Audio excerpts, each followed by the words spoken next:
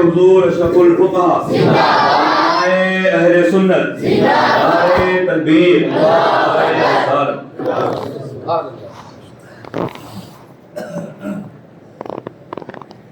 نحمده ونصلي ونسلم على رسوله الكريم أما بعد فأعوذ بالله من الشيطان الرجيم بسم الله الرحمن الرحيم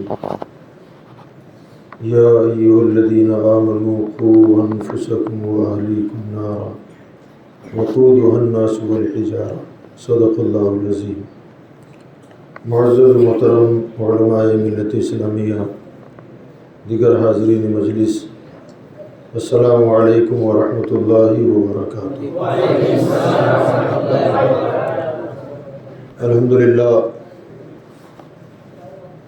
ہمارے جلیل القدر علماء کرام نے مختصر وقت میں بڑی جامع تقاریر فرمائی. اپنے اپنے وقت کا خیال بھی رکھا گیا اور گفتگو بھی بڑی بہتر سے بہتر ہوئی. اللہ تعالیٰ ان علماء کے علم و عمل میں، عمر میں، خصوصاً رزق میں بے پناہ برکتیں عطا فرمائے. انہوں نے جو کچھ پیغام ہم کو آپ کو پہنچایا، اللہ تعالیٰ اس پیغام پر ہم سب کو عمل پیرا ہو کر زندگی گزارنے کی توفیق عطا فرمائے. وقت چونکہ مکمل ہو چکا ہے جس کا اعلان کیا گیا تھا، خصوصاً حضرت عزیز العلماء مدد اللہ نورانی کا حکم ہوا تو میں صرف شکریہ ادا کرنے کے لیے کھڑا تھا، مگر مفتی صورت حضرت علامہ مفتی سلیم مصباحی صاحب قبلہ نے موبائل جیب میں ڈالا ہے، یعنی ریکارڈنگ چالو کی ہے. مطلب یہ ہے ان کا کہ آپ تقریر کریں، کیونکہ خالی شکریہ کی ریکارڈنگ نہیں ہوتی ہے. اللہ تعالیٰ سب کو جزائے خیر عطا فرمائے. چند باتیں بہرحال میں سب کا شکریہ ادا کرتا ہوں کہ الحمدللہ جب جب مشن کی جانب سے ہمارے ان علماء کو مدعو کیا گیا، سارے کام کاج چھوڑ کے الحمدللہ یہ پہنچے. اور اس سے بڑھ کر اور مقبولیت کی کیا دلیل ہوگی کہ حج بیت اللہ سے آتے ہی اشرف الفقہا نے اپنے نائب کو یہاں بھیج دیا. اور حضرت نے بتایا کہ مسلسل 365 دن سال کی 300 دن ساتھ میں رہتے تھے. آپ کو لگتا ہے کہ آج خادم ہو اور مخدوم نہ ہو؟ جی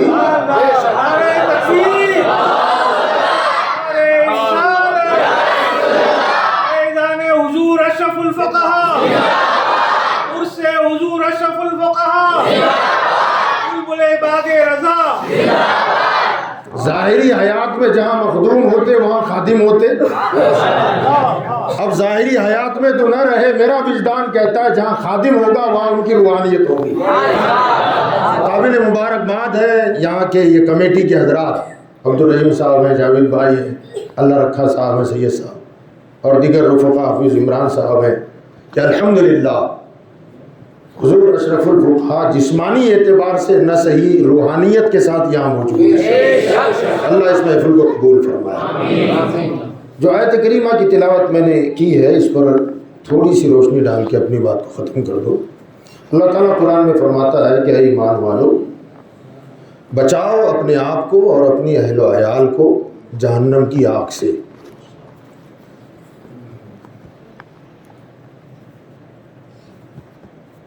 سب سے پہلا سوال یہ پیدا ہوتا ہے کہ اللہ ہم کو حکم دے رہا ہے یا ایھا الذین آمنوا قوا انفسکم واہلیکم، اے ایمان والو اپنے آپ کو اور اپنے اہل و عیال کو بچاؤ. کس چیز سے؟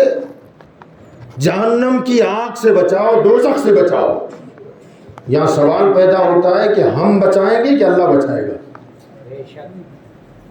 یہاں ہم کو آرڈر ہو رہا ہے اپنے آپ کو، اپنے اہل و عیال کو بچاؤ جہنم کی آگ سے. اور ہم 5 وقت نماز میں کہتے ہیں ربنا آتنا فی الدنیا حسنہ وفی الآخرۃ حسنہ وقنا عذاب النار.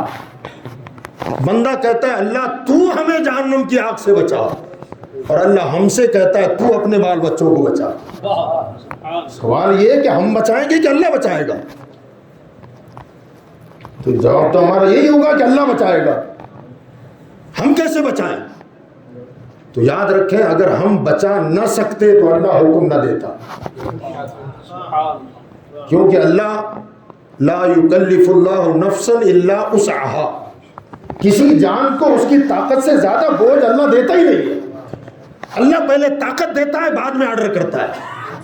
ہر آدمی پر زکوٰۃ نہیں ہے، پہلے مال دیتا ہے تب کہتا ہے وآتوا الزکاۃ، پہلے بالغ فرماتا ہے تب کہتا ہے نماز پڑھ، پہلے صاحب استطاعت بناتا ہے تب کہتا ہے حج کر. ہے نا بھائی؟ نابالغ کو نہیں کہتا کہ نماز تجھ پر فرض ہو گئی، غریبوں کو نہیں کہتا کہ حج فرض ہو گیا، غریبوں سے نہیں کہتا کہ زکوٰۃ نکال فرض ہے. پہلے مال دیتا ہے پھر زکوٰۃ کا حکم، صاحب حیثیت بناتا ہے تب جا کے حج کا حکم دیتا ہے. تو اللہ کی عادت کریمہ یہ ہے کہ اللہ پہلے طاقت دیتا ہے اور تب حکم دیتا ہے. اور جب اللہ نے ہم کو آپ کو اپنے آپ کو اور اپنے بال بچوں کو جہنم کی آگ سے بچانے کا حکم دیا ہے، اس کا سیدھا سا مطلب ہے ماننا پڑے گا کہ ہم کو طاقت دی ہے.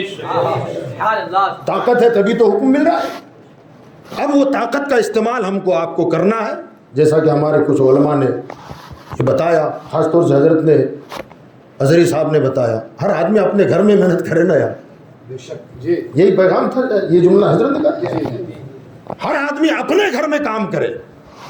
تو آپ محنت کریں گے تو خود بخود آپ بھی بچیں گے، اپنے بال بچوں کو بچا لیں گے. اب اس پر گفتگو طویل ہو سکتی ہے، مگر بات یہ ہے کہ غالباً ہمارے سید صاحب نے ایک بات کہی، ایک ہوتی ہے حقیقی ضروریت.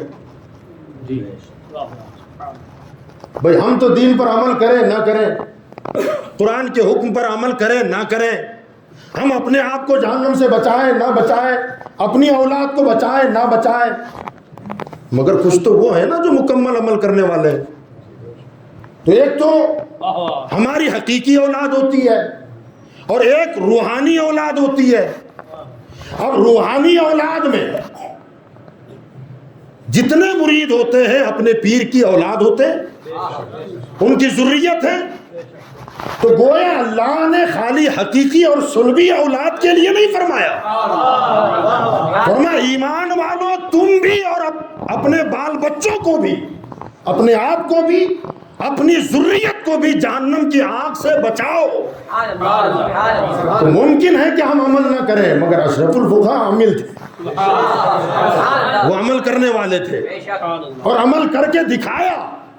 دنیا میں جتنا عمل کر کے دکھایا، بچو اور بچاؤ، تو قیامت کے دن وہ انشاءاللہ بچا کے دکھائیں گے.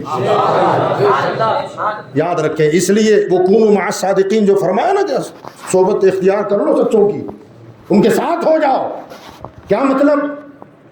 ایک دیہاتی مثال آپ کو دے دوں میں. مثلا آپ کہیں گزر رہے ہیں، کھیتی کا علاقہ ہے، جنگل، پگڈنڈی سے گزر رہے تھے آپ نے دیکھا کہ کسی کی گائے کسی کی کھیت میں گئی ہے، فصل اگی ہوئی ہے، وہ چل رہی ہے. تو چلنے والا، گزرنے والا آدمی اس کھیت کے مالک کو آواز دے گا، او بھائی تیری فصل خراب ہو رہی ہے، یہ گائے گھسی ہوئی ہے، بکری گھسی ہے، آواز دو گے نا. لیکن گزرنے والے کی خود بکری ہو تو جی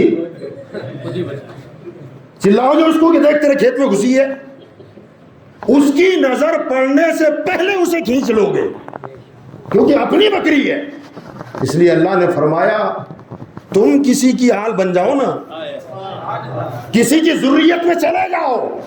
خوش نصیب ہیں وہ لوگ جنہوں نے اشرف الفقہاء کا دامن پکڑ کر اپنے آپ کو ان کی روحانی اولاد میں شامل کر لیا. جب اللہ کا عذاب خدا نہ کرے اگر آ جائے، اس کا عذاب آنے سے پہلے اپنے دامن میں چھپا لیں گے.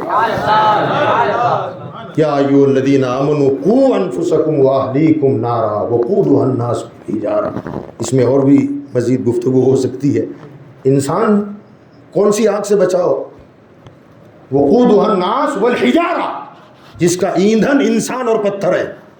یہاں سوال پیدا ہوتا ہے کہ یا اللہ، انسان جہنم میں جائے گا کفر اور شرک کی وجہ سے، بدعمالیوں کی وجہ سے، بد کرداریوں کی وجہ سے. یہ تو سمجھ میں آتا ہے. پتھر کیوں جائے گا؟ پتھر نے کیا گناہ کیا؟ قرآن کہہ رہا ہے کہ انسان بھی ایندھن ہے اور پتھر بھی ایندھن ہے. تو آخر پتھر مجرم کس چیز کا ہے جس کی وجہ سے اسے جہنم میں ڈالا جائے گا؟ تو علماء تفاسیر نے لکھا ہے کہ پتھروں میں ہر پتھر جہنم میں نہیں ڈالا جائے گا، صرف وہی پتھر جس کی دنیا میں پرستش ہوئی، جس کی دنیا میں عبادت پوجا ہوتی ہے، اس پتھر کو ڈالا جائے گا. یہاں پھر سوال پیدا ہوتا ہے کہ آخر اس پتھر نے بھی گناہ کیا کیا؟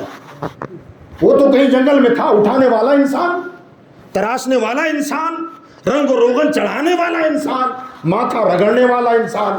پتھر تو اپنی جگہ خاموش ہے، پھر اس نے کیا گناہ کیا؟ تو علماء فرماتے ہیں اس کی وجہ یہ ہے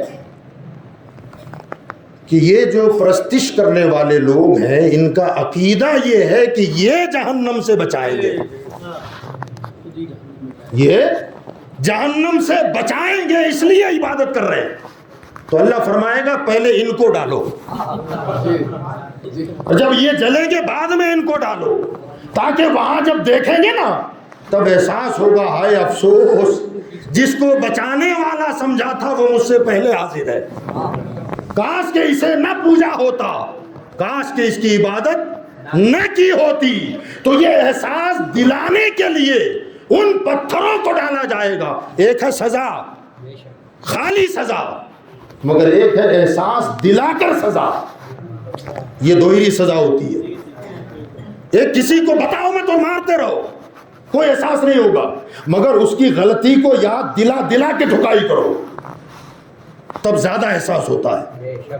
تو اللہ تعالیٰ وہاں احساس دلانے کے لیے پہلے پتھر ڈالے گا جن کی پوجا ہوئی، اور بعد میں ان پوجا کرنے والوں کو ڈالے گا، تاکہ انہیں احساس ہو کہ جس کو بچانے والا سمجھا تھا وہ ہم سے پہلے پہنچے ہوئے ہیں، کتنی بڑی غلطی کر ڈالی بلا تمثیل.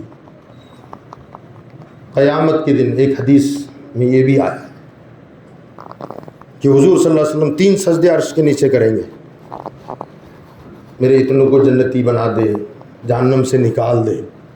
ایک روایت میں یہ آیا کہ سب سے اخیر میں سرکار دو عالم صلی اللہ علیہ وسلم پھر سجدہ ریز ہوں گے. اللہ فرمائے گا پیارے اب کیا ہے؟ کہ باری تعالیٰ ابھی جو لوگ جہنم میں جا چکے ہیں نا انہیں نکالنا چاہتا ہوں. اب اللہ ارشاد فرمائے گا پیارے آپ خود جا کر اپنے ہاتھوں سے نکالیں. پہلے فرشتوں کو حکم ہوگا، حضور صلی اللہ علیہ وسلم دعا کریں گے، اللہ فرمائے گا جاؤ جنت میں، جاؤ جنت میں. اعلیٰ حضرت نے جو فرمایا ایک میں کیا میرے اس یہاں کی حقیقت کتنی، مجھ سے 100 لاکھ کو کافی ہے اشارہ تیرا. حضور اشارہ کریں گے اور بخشش ہوتی چلی جائے گی.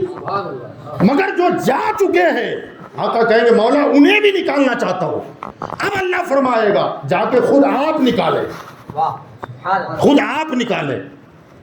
شارحین حدیث میں اس میں لکھا ہے کہ جیسے اللہ نے پہلے حکم دے دیا ایسے اب بھی تو آرڈر ہو سکتا تھا، فرشتوں جاؤ اتنوں کو نکالو، جو جہنم میں جا چکے ہیں انہیں نکال دو. مگر حضور کو حکم ہوگا کہ اپنے ہاتھ سے نکالو. یہ کیوں ہوگا؟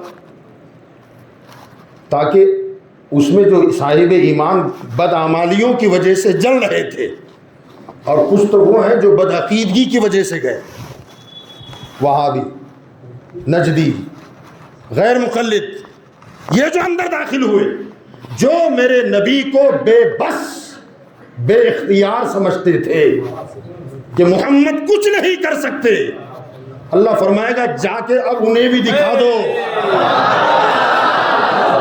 اپنے ہاتھ دے دے کے نکالو، تاکہ پتا چلے جسے کچھ نہیں سمجھاتا وہی سب کچھ نکلا.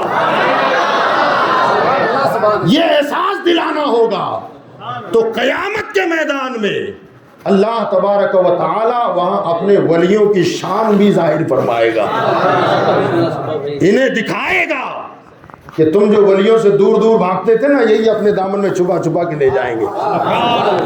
حضور اشرف الفقہاء سے وابستگی حاصل کرنے والے حضرات جو مرید ہیں وہ بھی خوش نصیب، جو مرید نہیں ہے کم از کم محبت کرنے والے تو ہیں، ہے کہ نہیں؟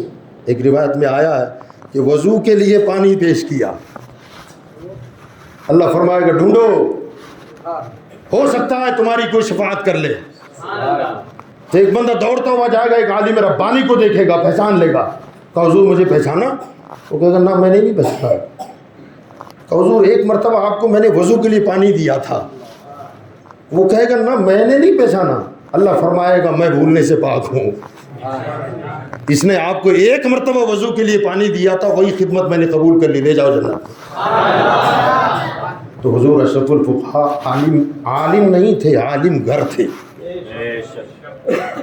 وہ خالی پیر نہیں تھے، ان کے مرید آج مرید بنا رہے ہے کہ نہیں؟ ان کے جو خلفاء ہیں وہ پیر صاحب ہیں، تو ظاہر بات ہے وہ پیروں کا پیر ہے۔ کئی علماء کے استاذ ہیں، بڑے بڑے علماء، حضرت کو زیادہ جانتے ہوں گے، کچھ حضرات تو میرے ساتھیوں میں سے بھی ہیں، اپنے وقت میں اپنے مسند پر بیٹھ کر باقاعدہ شیخ الحدیث ہیں جو حضرت کے شاگرد ہیں، اپنے وقت کے بہترین مفتی ہیں جو حضرت کے شاگرد ہیں۔ ایسے کئی علماء انہوں نے پیدا کی، الحمدللہ۔ اللہ تعالی حضرت کے روحانی فیض سے ہم سب کو مالا مال فرمائے، بالخصوص آل انڈیا قادری مشن پر اللہ تعالی حضرت کے فیضان کو جاری و ساری رکھے اور اسے خوب ترقی عطا فرمائے۔ وما علینا الا البلاغ۔ السلام علیکم۔ ہماری عدالت کچھ دیر تک شرکت فرمائے۔ میں سب سے پہلے کوشش کے لیے معاذ جمال صاحب کو دعوت